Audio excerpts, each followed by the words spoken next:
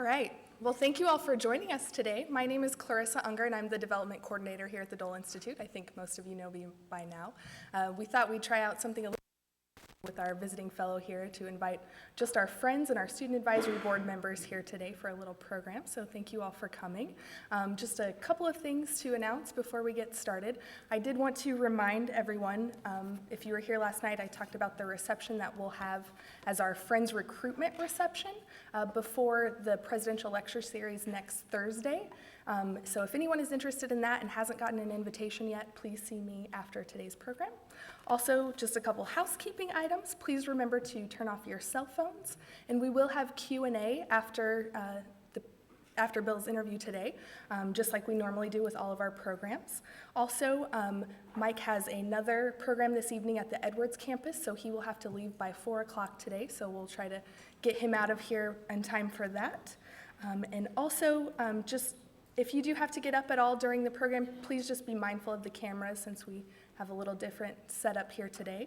And with that, I will turn it over to our director, Bill Lacey. Thank you again. Thank you, Clarissa, and thanks to all of you for your support. We really do appreciate it. We appreciate your coming out today. Looked like the vast majority are here for the third day in a row, so we really appreciate not only the financial support from friends, the fine work that the Student Advisory Board does. We have several members of our board here today, one of whom has asked me for a recommendation letter, so he's doing the right thing to, get a real high quality letter. And we also appreciate the support from friends and SAB on our programming, so it really means a lot. Mike Pettit is a longtime friend of mine. I would have first met Mike in 1986, I believe, when I went to work for Senator Dole's Political Action Committee, Campaign America. He's a longtime advisor to Senator Dole, served as his chief of staff, worked on the 88 and the 96 campaigns. I could give you a real long introduction, but I'm just going to cut it short and to the point. The single most important thing I can tell you about Mike Pettit is that there were people who worked for Bob Dole who had Bob Dole's agenda, and there were people who worked for Bob Dole who had their own agenda. That's the way it always is in Washington, D.C. The best thing I could ever tell you about Mike Pettit is his agenda was Bob Dole's agenda. Please welcome him to the Dole Institute. Thank you, Bill, for the kind introduction, and it's great to see so many friends. First thing I wanted to do is introduce Scott Richardson and Scott Morgan, who worked on the staff with me back in the 1980s, back in the good old days. And I laugh sometimes when people introduce me as Bob Dole's chief of staff because enough years have gone by that I can say what people knew that worked for him back then. Bob Dole was his own chief of staff. We were just a bunch of guys that tried to work on things from hour to hour to try to keep the trains moving on time. But he truly had his own style of managing things, and very few people can pull that off in the way that he did. But I was honored to try to run the staff for a few years back then, and had some great experiences. I was trying to remember. I went to college out here at KU and went to law school here, and I was in Kansas City, and saw this thing happening in 1980 with the Reagan election and the fact that Dole ascended to chairmanship of the Senate Finance Committee. And I thought it would be a pretty interesting thing to be a part of. Had no background, no interest, there's no reason they should have taken a chance on me, but I harangued them enough and finally got a chance. And in 1983, I was thinking about this the other day. How in the world did I go from just being a legislative assistant? Why did they need somebody like me to help manage the staff? And Dole had a series of these are all, we're talking among friends here, so we can tell tales now. Enough years have gone by. He had a few years where the people that ran the staff didn't stay very long. They weren't very successful, and a couple of years went by when nobody actually ran the staff, and it was a couple of different people wearing different hats. And so they brought in the McKinsey firm to do a study, and they said you ought to have somebody give them the authority and put them in charge. So I knew that had gone on. There still was nobody in charge, and one day, and this is important, to understand Bob Dole, you need to understand the role of April 14th in his life. On April 14th, 1945, he was shot in the hills of Italy, and you walk around this institute and you can't help but notice the significance of that. On April 14th, 1983, He called me into his office randomly in the morning. And this is how it went when you work for Dole. I had no idea what he was going to ask me to do until I walked in there. And he said, I'm going to announce the start of a foundation today on the Senate floor in about an hour. So I want you to write me a statement. I said, well, what do you want me to say? He said, oh, you know, that war stuff, it's all in the files. And he got up and walked out. So I walked out and I said, okay, where are the files on all this stuff? He didn't talk about this stuff with us, his World War II injuries or anything. He just walked out. I go back and I asked Betty, where are the files? There aren't any files. So I chased him down on the Senate floor and I said, you're going to have to tell me a little more. So you're going to have to give me a little something if you want me to write something. So I found the statement that I wrote and produced in an hour. I sent it to him on his 90th birthday. And it only means so much to me because, first of all, it reminded me of how chaotic life was back then. But also, it was the first time that he really shared with me, or anybody, maybe Scott, who'd been there several years, really what his experience had been to overcome. And I hope I can find the relevant part. This is very short, but it's the first time he really explained on the Senate floor what had happened to him in Italy. He said, on a day long ago, an enemy bullet entered my right shoulder. He goes on and on with the details. My temperature went up to 108.7 degrees. I had more than a few tough months. But as he's telling me the story, and I'm trying to make the points, and I'm going to tell you he used 50 words or less to let me extrapolate. But all he wanted to talk about was the way the people of Russell helped him. And he said, this is what I remember. I didn't have any money, and I needed surgeries. They didn't know what to do. They put this cigar box out there. People came by, and they gave a nickel if they could. Somebody gave $100.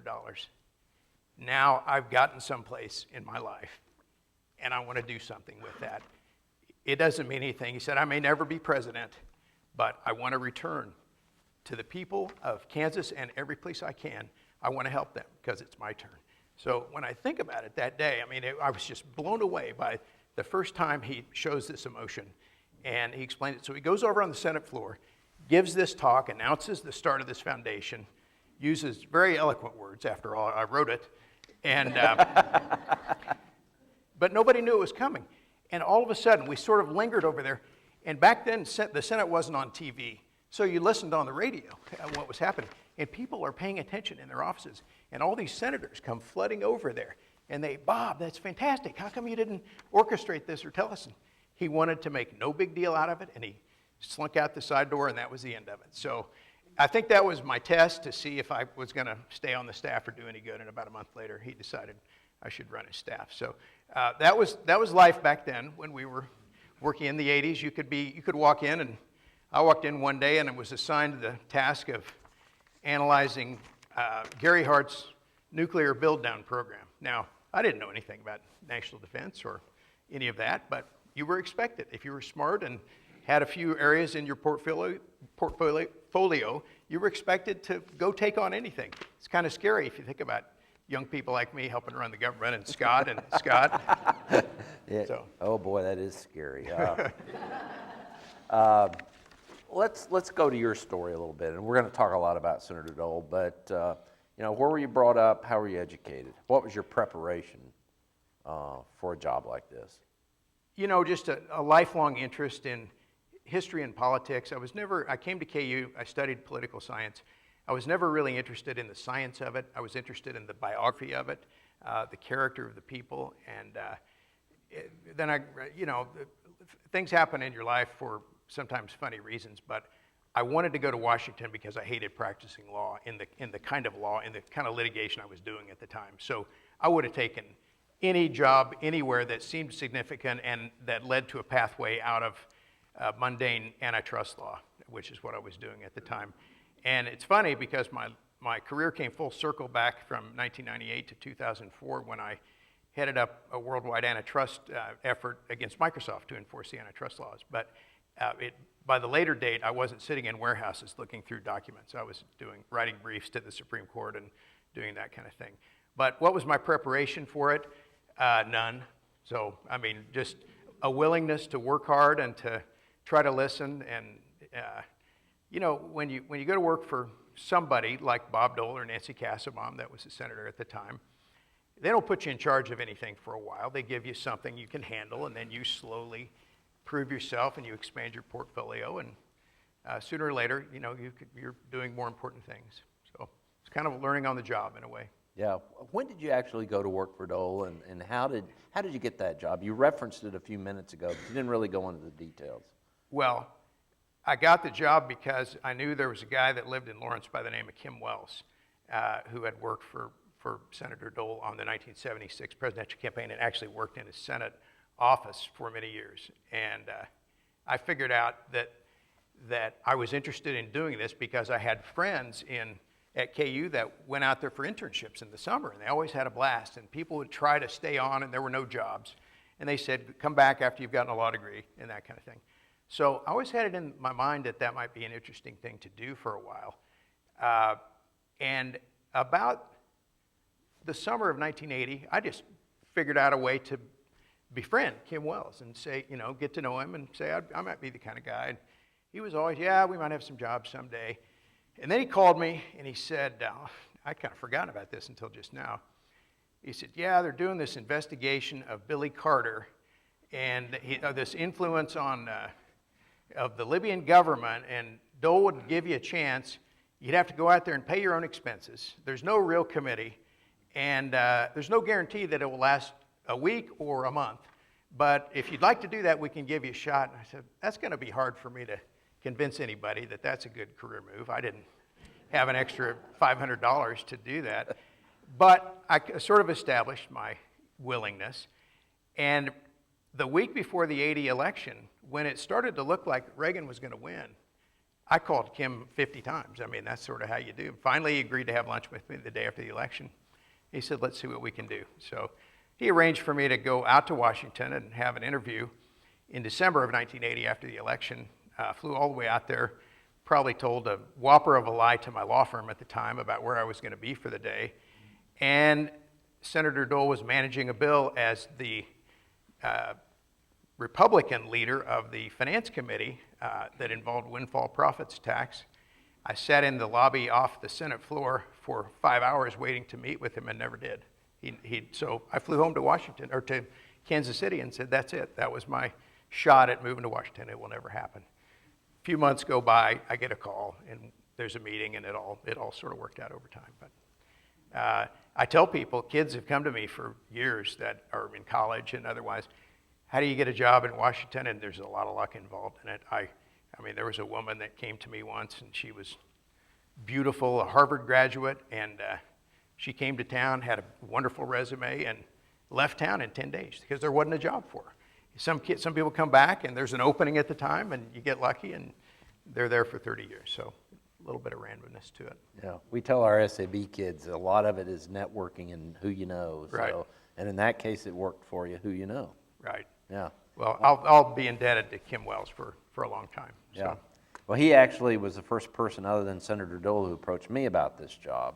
And he said, Senator Dole sent me a note saying Kim Wells is going to call you about the Dole Institute. I didn't know Scott know this, but I don't think I've shared this with you. And I'm like, what's this about? So Kim calls me up, and I, was in another job living over in the Kansas City area, and I had been over for the dedication and knew about the Dole Institute, but frankly, I didn't know Richard was gone or anything. I hadn't followed it that closely. And we sat down, we talked about an hour, and at the end of the hour, he said, well, are you interested? I said, I don't know, Kim, let me think about it. And he said, well, don't think too long. You're meeting with Chancellor Hemingway next week for lunch. So Kim can be persuasive. Right.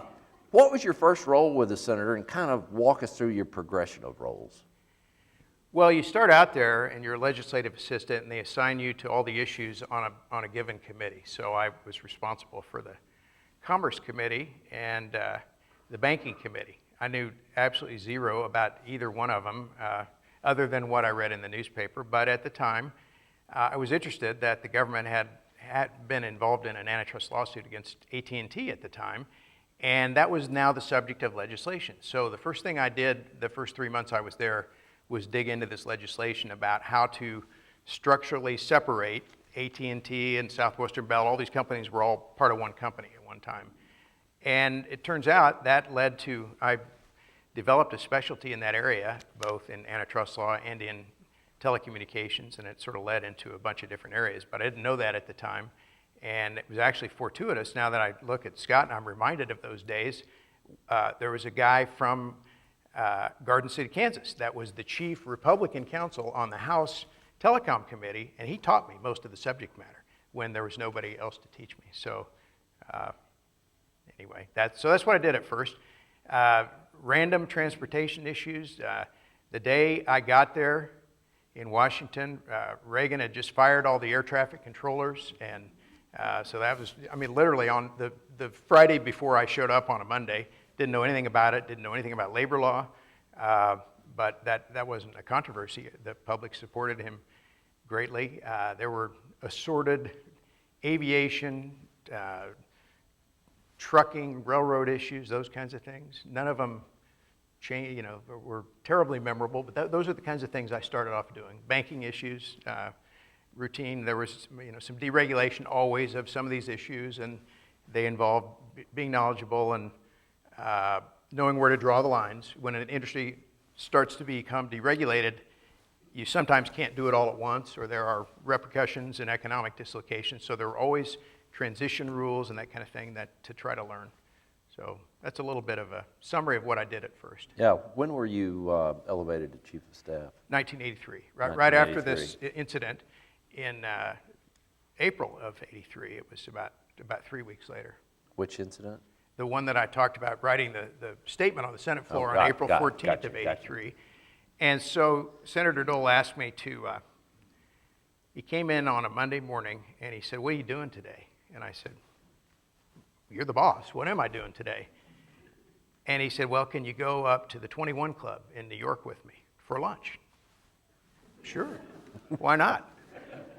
So we go up. He's giving a speech up there, and we fly all the way up there. He gives this speech, and I'm scratching my head. Why am I here? Why me? I mean, it could have been anybody. It could have been Scott or anybody. And we fly all the way back to Washington. We land.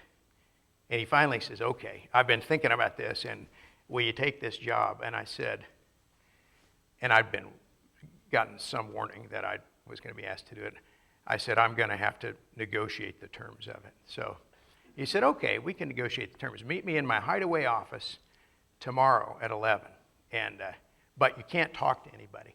Well, now knowing what I know today, I would have negotiated a little better deal, because I would actually talk to somebody, but he wanted me to, immediately agree to fire this person and that person and that person, and so I didn't have much negotiating power, but it was fun. We negotiated for about a week, and he was so funny. Nothing I would say was even credible, and he would just laugh and go, "Okay, whatever you need, we can do that." And so. Now, how deeply were you involved in his leadership election? That would have been, the leadership would have been the end of '84, right? I remember I knew about a year before that he was going to run for leader. Howard Baker, I don't think he stepped down, maybe announced it until February of '84. The day that he announced it, I was in the senator's office. I was most days, and we talked about it. I knew he was going to run. It was a very closely held matter. 54 senators, and you needed the majority support, but these kinds of things often went several ballots. And so Dole would have to go personally to each other senator, and he would say, "Can you support me?" And sometimes they'd say, "I won't support you on the first ballot, but if Ted Stevens drops out, then I'll support you on the second ballot." So it was a very complicated thing. I can't say that I was terribly involved in it, except with 2 or 3 senators where I knew the chief of staff better than he knew the senator. So I could get intelligence from him, and I locked up one senator that he didn't think I could. But generally, that was something he did on his own. That was and people need to understand this about Dole. For most of his life, starting when he was a congressman, he wrote his own letters back to constituents. He did almost everything.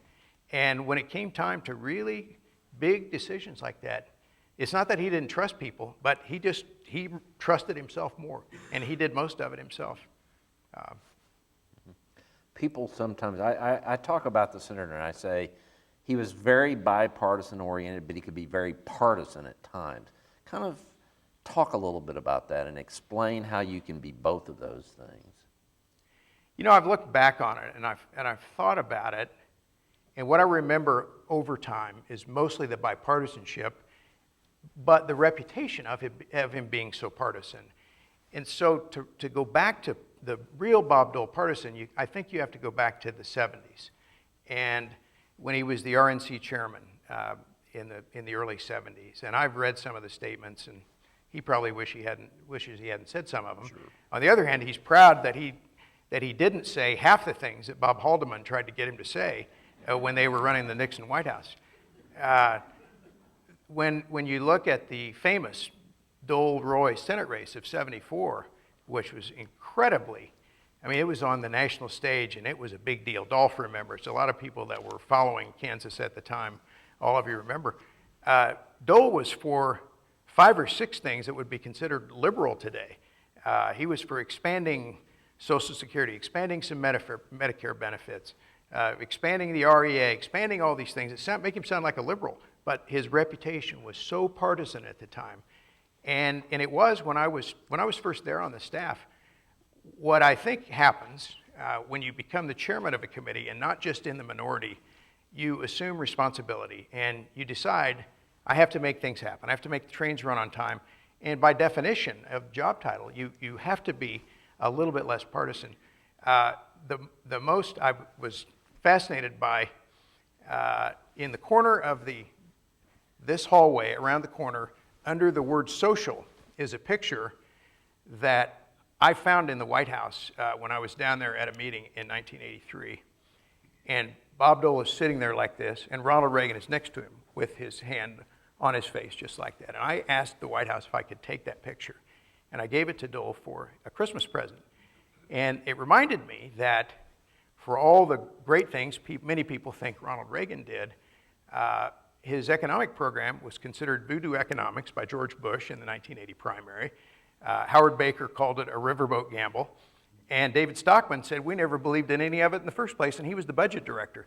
But for Dole and Pete Domenici and Howard Baker doing some things to reduce the deficit in 1982 and in the following years, the Reagan economic recovery, in my opinion, would not have been what it was. So my thinking on that picture, the reason it meant something to me, and I thought it was symbolic, here's Dole sort of right behind him, propping him up and making sure that the excesses of Reaganism and the Reagan economic thing didn't take root, and that at the end of the day, it was more of a bipartisan effort. I say bipartisan because the 1982 tax bill, which was the first time Republicans had really gone out in front and said, we have to raise taxes. By the Constitution, revenue bills have to originate in the House of Representatives. So the Senate just doesn't take up a tax bill on its own. It has to start in the House. Well, Dan Rostenkowski wasn't going to raise taxes. That was Reagan's problem now. That was the Republicans' problem. So Dole figured out that he could take some bill that was on the calendar related to some other thing, but it was technically a revenue bill, and they just passed a bill in the Senate. And before you knew it, he built support from the country, and both houses of Congress passed it. Reagan signed it. The day it signed, I'll never forget this. He probably did this to Scott Richardson too, who was one of the press secretaries at the time. He would ask me to check on Wall Street every 30 minutes, because his theory was once Wall Street was reassured that we were not going to abandon the idea of balanced budgets, that the economy would recover. And you remember how high inflation and interest rates and all that were during that time as the Volcker regime was trying to eliminate inflation from the economy. So literally, today you just do it on your smartphone. You check the stock market, check how your stocks are doing. Back then, I'd have to call a stockbroker every 30 minutes and go in and say, the Dow's up 12 points, the Dow's up 14 points. And he really cared. And if you track it from the time that bill passed throughout the fall of '82, that's when the stock market recovered. Amazing stories. Talk a little bit about what's happened at Congress since you've been gone. How's it changed? Well, they're doing great. They're right about 9% in the polls. A little bit less popular than colonoscopies. And literally the Gallup poll, I read this last year somewhere, may get the numbers wrong, but in the history of the Gallup poll, only a few things have ever polled less than 10%. Fidel Castro, Saddam Hussein, and Osama bin Laden. And Mark Furman, the detective in the O.J. Simpson trial. That's actually true. So Congress is right there at 9%, perking along. Despite that, and I think have my perception of why they're so unpopular, and I think it is because of excessive partisanship, and the public would like to see them get along, and they don't. Nevertheless, we send them back 90% of the time. We keep reelecting them. So something's a little dysfunctional in that equation. Back in the days when I was in the Senate, whether or not you started from this place or this place on the spectrum, sooner or later you would have a discussion. Sooner or later there would be a chance to try to work together on some piece parts of a complex problem. And they really don't talk today. There are long periods of time where first President Obama will say it's not really worth it to have a conversation with John Boehner because he can't control the kamikaze caucus in the Republican House, so there's no point in having a discussion. These things play out on issue after issue. Who's at fault? Both of them are at fault. Both the Republicans and the Democrats are at fault. I tend to be more disappointed because I come from the Republican Party. In some of the extremism on a few of the issues, the tactics of shutting down the government because you're going to repeal Obamacare, when, if you understand how Congress works, the chances of that actually happening last fall were precisely zero. I find fault with the Republicans in general because they haven't recognized that they've gotten their clock cleaned in the last two elections and that they're losing big sectors of the demographic. It's not surprising that 93% of African Americans would support President Obama. It's also, but what I think is maybe more profound for the Republicans is they've gone from, President Bush had over 40% support of Hispanics. Now the support was 67 support, Hispanic support for the Democratic Party in 2008. That's now 71 in 2012. And every week, 50,000 Hispanic teenagers are turning 18. And if the trend continues, and 75% of them are in the Democratic Party, that's not good for the Republicans. The same with Asian Americans. That was 73-26 in the last election in favor of the Democrats. The Republicans do not have a positive message to appeal to the shifting demographic. They don't understand the millennial generation very well, which is, for them, for the most part, the issue of gay marriage and some of these things, that's over. That's been decided for them. They just view it differently than other generations do. And the Republicans are going to need to come up with a new strategy and message points to try to take advantage of that. And there are messages out there that they can come up with and they can regroup. But right now, I fear that if things don't change, I fear more for the Republicans than I do for the Democrats, because it seems to me a new realignment coalition has emerged on the Democratic side. And you look at the electoral map in presidential elections, in the swing states of Ohio, Virginia, and Florida, where the Democrats really grounded out with some of the Hispanic votes, for example, it was more than 85% vote for the Democrats. And, if the Republicans they could have lost, Obama could have lost Florida, Virginia, and Ohio and still won the election last time. So the electoral map does not favor Republicans, and I think it calls for, Senator Dole said it last year, they ought to close down the RNC, put a sign up that says closed for repairs. And I think what he means by that is, let's come back out with a positive message that can really appeal to a broader cross-section of people. Let's make it about opportunities. Now, I don't want to put words in his mouth, but that's what it sounds like to me when I talk to him about it. So, I think that's right. What do you admire most about Bob Dole? There's so many things about him, but I wrote him a letter on his 90th birthday, and I have it here, but if I read it, I would be like John Boehner, and I would tear up. And, for me, what it is what he's meant to me in my life. Every place I've gone since I worked for him, this is more about me, the first part of this answer. his prestige and his reputation is so good, and it attaches to me. If I work for him, I must be okay. It's given me an advantage in so many situations in life, and I'm enormously grateful for that. What I admire about him is for all the things that he had to deal with in his life, he never complained. He always bounced back, put a step forward, and tried to make the best of a situation.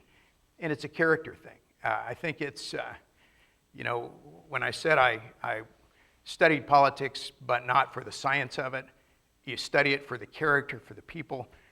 If you're interested in politics, read all the biographies of the presidents of the last 50 years. Read What It Takes by Richard Kramer, who's probably the best biographer of the last century. And he spent years trying to understand the character of these guys. And Scott knows him, I know him. We spent a lot of hours with him trying to make him understand. And there's a reason he felt like Bob Dole was the best man, that just inside there was something special about him. So I think it's his integrity, his honesty, he never complains, and he always tries to make the best out of a situation.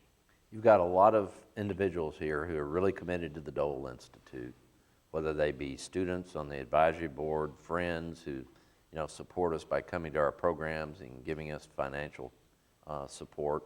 What would you say to them about the importance of the Dole Institute to Bob Dole's legacy?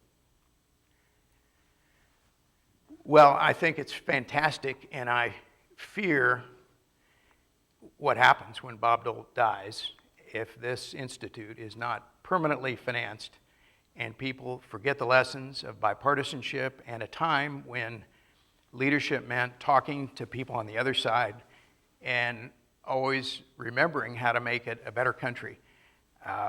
What you do here at this institute is fantastic. I mean, the last couple of days, the program is by Richard Norton Smith, who, when I started in Dole's office, I sat here and Richard had an office, or had a desk right next to me. We didn't have offices back then. And to watch what he's accomplished in his life, and the fact that he loves this place, and he was the first director, and the quality of the programs you have here, I don't know where else in the country, what other campuses they have this. And I think it is such a fantastic thing for the city of Lawrence and for the university. And I hope we can all do what we can to make sure this has a lot of, that survives the death of Bob Dole, which will happen sometime in our lives here. Yeah.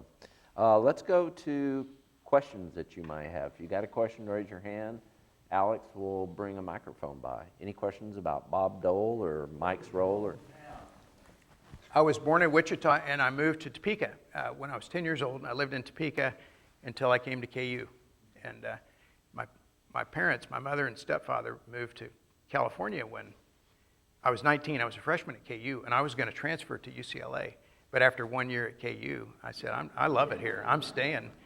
And I finally moved to California in 2005. But I always had it in my mind that I would end up out there. But I love Kansas. I was showing somebody this earlier today. This is my wallet that I use. It's my Jayhawk wallet. So no matter where you live in your life, if you're from Kansas, that's who you are. okay. Jerry. Why wasn't Bob Dole president of the United States? Because they didn't have the New Hampshire primary on the Friday before the Tuesday that they had it in 1988. And it's true, Bill knows this far better than I do, how close he came in 1988, which was really his year to be president. He won the Iowa caucus through the efforts of Bill and Tom Seinhorst and a lot of really good people. I don't remember the numbers, but it was better than expected and propelled him into New Hampshire.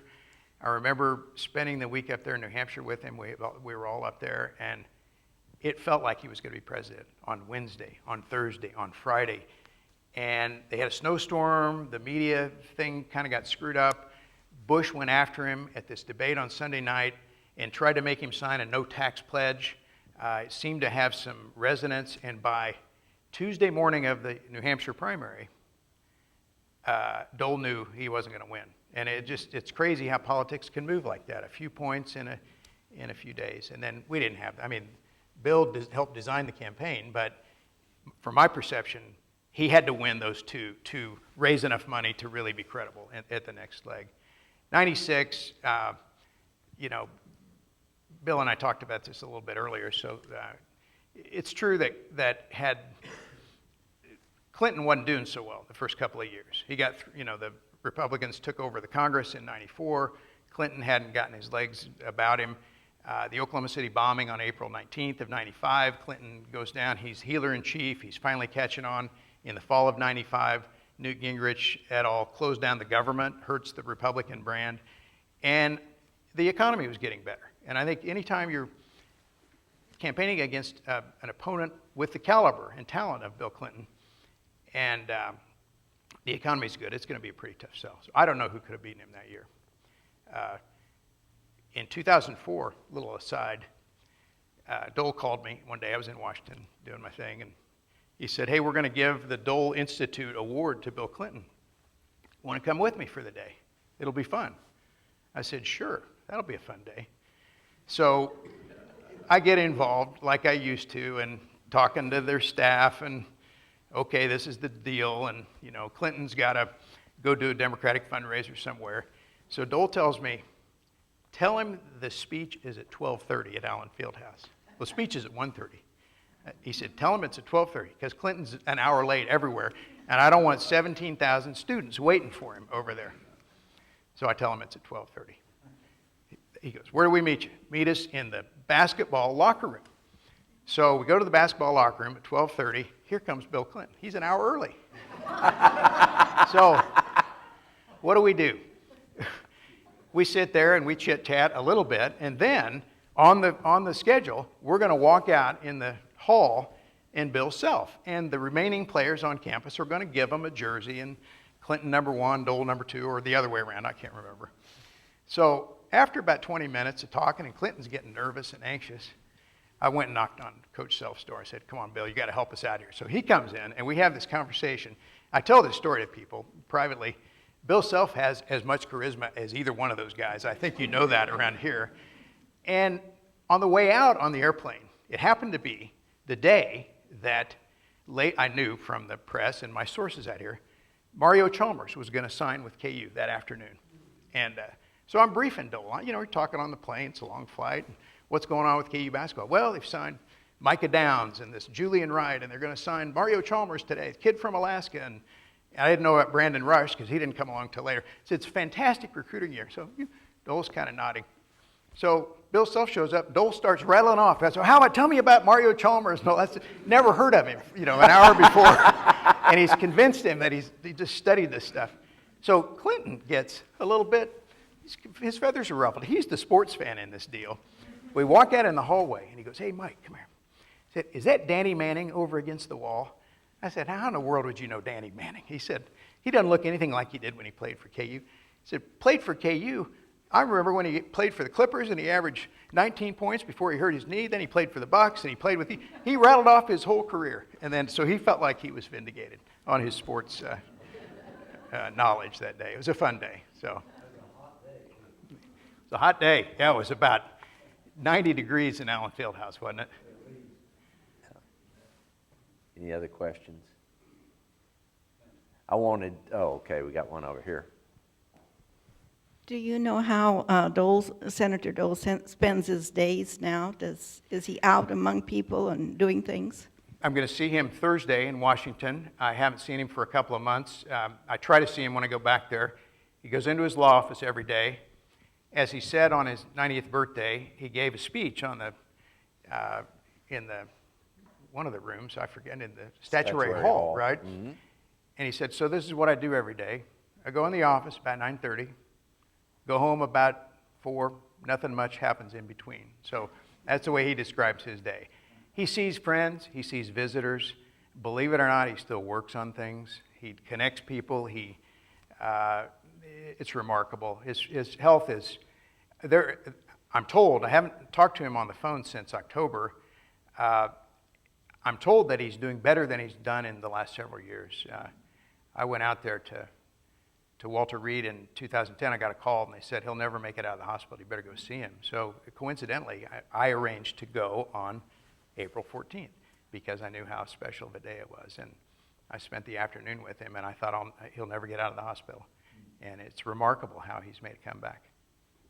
And he's still, by the way, I think I've mentioned this to quite a few of you, but he still, when he's up to it, on the weekend will go down to the World War II Memorial and greet honor flights coming in from all over the country. And they all regard him as a rock star. Yeah. So, He's still funny. I mean, he'll, real quick, I'm sorry to belabor this, but when I saw him in the hospital, I said, you know, Senator, you may not have much time left, and there's something I've always wanted you to do. I want you to let me tape you, and I want you to tell the 5 stories you've never told, where history has it all wrong, and you know what's right. He's kind of grumbling, acting like he's not paying attention and all that. We talked about 2 or 3 other things, and in the middle of it, he goes, I've got 3. So,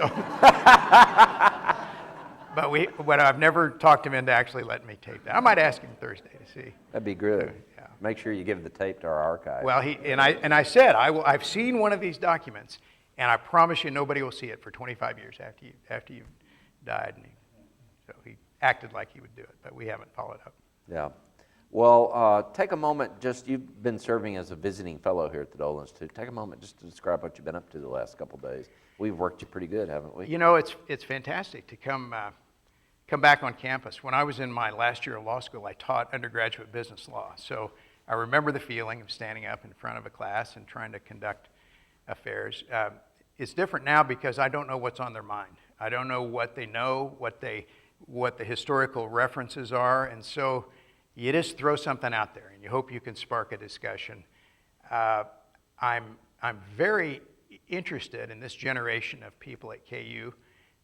There was a lot of discussion about guns that surprised me in a couple of the classes.